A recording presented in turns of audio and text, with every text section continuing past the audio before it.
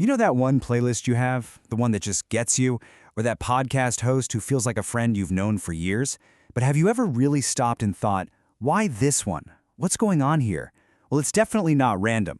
Today, we're going to pull back the curtain and look at the hidden psychology behind what we choose to listen to. I mean, seriously, think about it for a second. Is there a voice you hear every week that feels familiar? Like a friend, even though you've never actually met them? You trust them, they make you laugh, but you've never even been in the same room. It's a little weird, right? But that powerful, kind of strange connection, that's exactly what we're diving into today. So what is it that makes us tune in? I mean, really? It's way more than just having some noise in the background. It turns out there's a whole framework that helps explain why we're actively looking for something specific every single time we hit play. Okay, so this big idea is called the uses and gratifications theory. Sounds a bit fancy, but the core concept is actually super simple and honestly pretty powerful. It says that you are an active consumer. You're not just a sponge passively soaking up whatever media is thrown at you. Nope, you are deliberately choosing what you listen to satisfy some very real personal needs. Let's break down the four big ones. All right, number one, personal identity. This is all about finding yourself, or maybe even defining yourself through the stuff you listen to. You know, maybe a certain artist feels like a role model, someone who just gets it. Or maybe your love for that super obscure indie band says something about you, something different from your friends who are all listening to the top 40. Your playlist? It's like a sonic fingerprint. It's a way you tell the world, and maybe even yourself, exactly who you are. Next up, reason number two is information. We're just curious creatures, aren't we? We love learning things. We listen to find new artists for sure, but it often goes deeper than that. We crave that interview where an artist breaks down how they wrote our favorite song, or we want to peek behind the curtain of their creative process. We're tuning in because we want to know something. And then, of course, sometimes it's way simpler. The third reason is just plain old entertainment. We listen to escape, right? To get away from the daily grind. That friendly banter on the morning show. The absolute thrill of a live performance. It's all about creating that feel-good break from our everyday routine. And finally, number four, social interaction. Listening really connects us. Think about it. We share songs with our friends. We talk about the latest podcast episode. We're building communities. Even just the warm, conversational way a host talks is designed to make you feel like you're not just listening by yourself, but that you're part of something bigger. So, okay. We're actively listening for all these reasons, to find ourselves, to learn, to escape, to connect.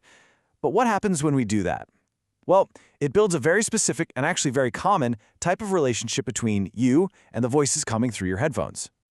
And that brings us to this key concept, the parasocial relationship.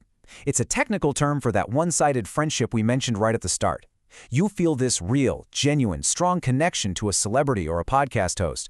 But, and this is the important part, the catch is, they are completely unaware that you as an individual even exist.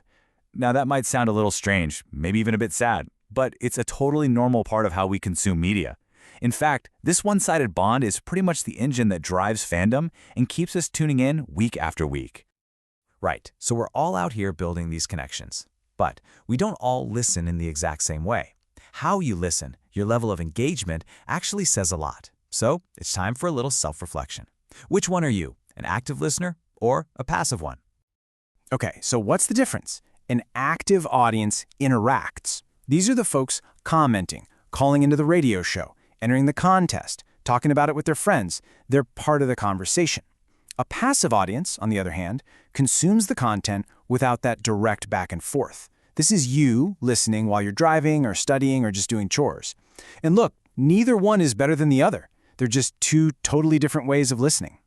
So we listen for different reasons, we engage in different ways, but there's one last super important layer to all of this. And it's the idea that even when we're listening to the very same song or show, no two people are having the exact same experience. Our personal background is like the ultimate filter that shapes everything we hear. I mean, think about your age. A song might make you feel all nostalgic, while for someone younger, it's brand new. Your cultural background can create a super deep connection with an artist who shares your heritage. And of course, your own unique taste in music is a huge one. All this means that you and your best friend could listen to the same album and walk away with two completely different feelings about it. So, the next time you pop in your earbuds and press play, just take a second to think about it. Ask yourself, what am I really looking for right now? Am I looking for connection, some new information, or just a way to escape for a little while. Because understanding the why, well, that just might change everything about how you listen.